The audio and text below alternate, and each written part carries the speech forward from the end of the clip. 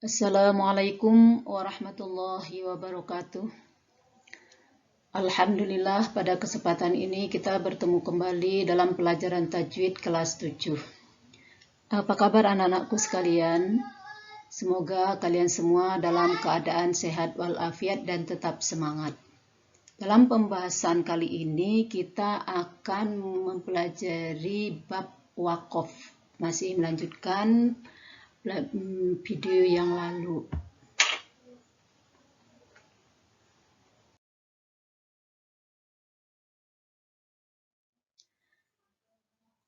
Pada video ini kita akan mempelajari tentang cara membaca akhir kata yang diwakafkan. Jadi kalau kita ingin wakaf di akhir suatu kata, maka ada perbedaan cara baca akhir kata tersebut. Intinya huruf terakhir harus dibaca wakaf, harus disukunkan, namun ada beberapa yang tidak disukunkan. Jadi cara membaca akhir kata ketika diwakafkan ada beberapa macam, antara lain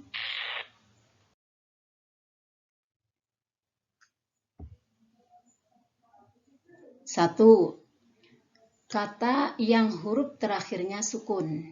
Jadi apabila kita membaca Al-Quran, huruf terakhir atau pada ayat yang kita baca hurufnya adalah sukun atau huruf berharokat mati, maka cara membacanya tetap tidak ada perubahan apa adanya. Yang perlu diperhatikan di sini adalah jika huruf terakhir itu merupakan huruf qalqalah atau huruf yang dibaca tafkhim atau tarqi, maka sifat huruf tersebut adalah tampak. Contoh, lam yalid wa lam yulad. Pada kata yulad, huruf terakhir berharokat sukun, maka tetap dibaca apa adanya, tidak ada perubahan. Namun yang harus ditampakkan di situ adalah huruf dal. Dal merupakan huruf qalqalah, jadi jelas. Atau contoh lain, fasholli li rabbika wanhar. Pada ro itu sudah berharokat sukun, maka dibaca apa adanya. Yang harus diperhatikan adalah tafkhimnya, yaitu ro dibaca tebal.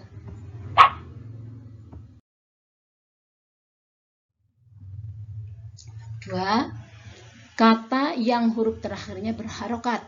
Nah, jika membaca Al-Quran huruf terakhirnya berharokat hidup, baik harokatnya tunggal atau tanwin, selain fathah tanwin, ya, baik berharokat fathah, kasroh, domah, kasroh tanwin, dan domah tanwin yang bukan fathah tanwin, maka huruf terakhirnya dibaca dengan mensukunkan huruf akhirnya. Contoh pada ayat Qul huwallahu ahad.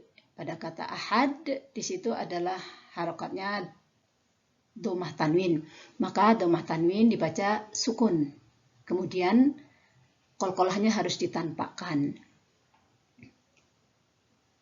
Kemudian contoh lain, illa huwa itu kalau kita sukunkan itu adalah berbentuk mat tabi'i. Maka di situ tidak boleh dipanjangkan illahu, tidak, karena sukun di situ adalah bukan sukun asli tapi sukun aridli. Jadi bacanya tetap dipendekkan.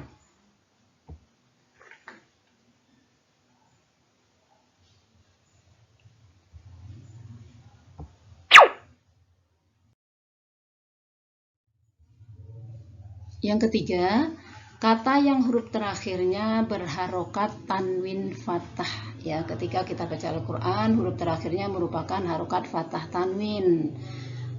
Selain dari tamar butoh, kalau pada tamar butoh ada harokat fathah tanwin tidak termasuk. Jadi selain tamar butoh, maka cara membacanya adalah fathah tanwin atau tanwin fathah tersebut menjadi fathah dan dibaca panjang 2 harokat.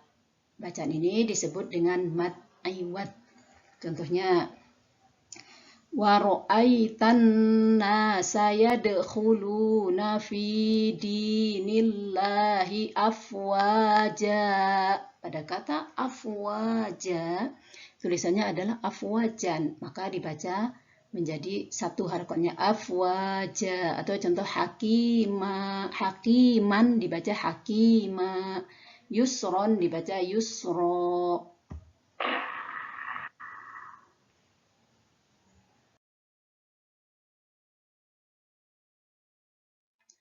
Yang keempat, kata huruf terakhirnya berharokat dan sebelumnya huruf sukun. Ya, apabila ada huruf akhir berharokat, sedangkan huruf sebelumnya berharokat sukun, maka cara membacanya adalah huruf terakhirnya disukunkan. Namun, tidak dengan suara penuh, yaitu dengan setengah suara atau sekedar berisyarat. Dan lidah tetap pada makhrajnya. Isyarat yang dimaksud di sini adalah untuk menunjukkan kepada pendengar yang berdekatan bahwa selain huruf yang asalnya sudah bersukun, ada pula huruf yang disukunkan. Wakof ini dinamakan wakof ro'um, wakof isyarat. Jadi wakof ini penting dipahami. Contohnya, inna anzalnahu fi lailatil qadr. Pada kata qadr itu adalah ad-dal sebelumnya berharokat sukun, kemudian ro berharokat kasroh. Jadi kedua-duanya disukunkan, namun ada isyarat. Jadi perlu dipahami karena di dalam kenyataan masyarakat sekarang masih banyak mengabaikan wakof ini. Contoh dalam takbiran pada hari Idul Adha atau Idul Fitri, yaitu pada kalimat walillahil hamd. Pada kata walillahil hamd itu sering dibaca walillahil ham, itu dengan mentasdid pada mim, dalnya tidak kedengaran. Jadi kalau kita membaca hanya pada tasdid mimnya saja, ini adalah sudah menyalahi arti.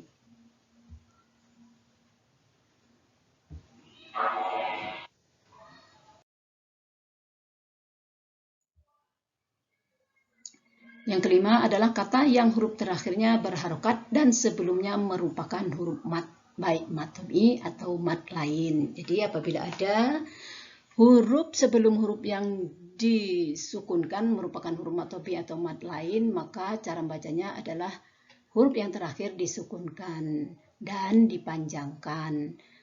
Itu sekitaran 2-6 harokat karena ini merupakan mat arid lisukun. Contohnya, di ilafi Quraisyin ilafihim rihlatasyita'i was-shayf.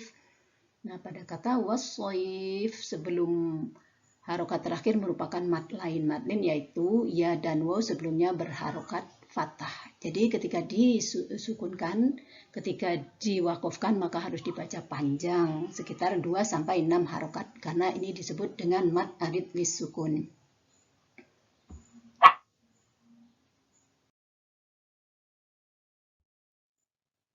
Yang keenam, kata yang huruf terakhirnya adalah alif ta'nis maksuroh, yaitu alif yang berbentuk ya.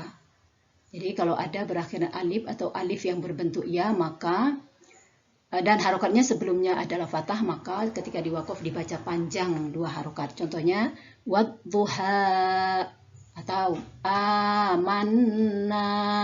Pada amanna itu tidak dibaca aman saja, tapi langsung dibaca amanna, dipanjangkan 2 harokat. Yang ketujuh, kata yang berakhiran tamarbutoh. Jadi ketika huruf akhir ada tamarbutoh, maka tamarbutohnya disukunkan dan bunyinya berubah menjadi ha. Contoh al-qari'atu mal-qari'ah. Pada kata al-qari'atu mal-qari'atu, tamarbutoh tersebut diganti, bunyinya berubah menjadi bunyi ha, bukan bacanya mal-qari'at. Kemudian yang kedelapan, kata yang huruf terakhirnya bertasdid. Jadi huruf terakhirnya disukunkan namun tasdidnya tidak dihilangkan. Begitu juga apabila ada qalqalahnya harus ditampakkan. Contoh bil haqq atau pada minhun. Jadi apabila huruf terakhir merupakan huruf nun dan mim yang bertasdid, maka hukumnya adalah gunnah musyaddadah, maka ditahan, yaitu kira-kira 2 harokat.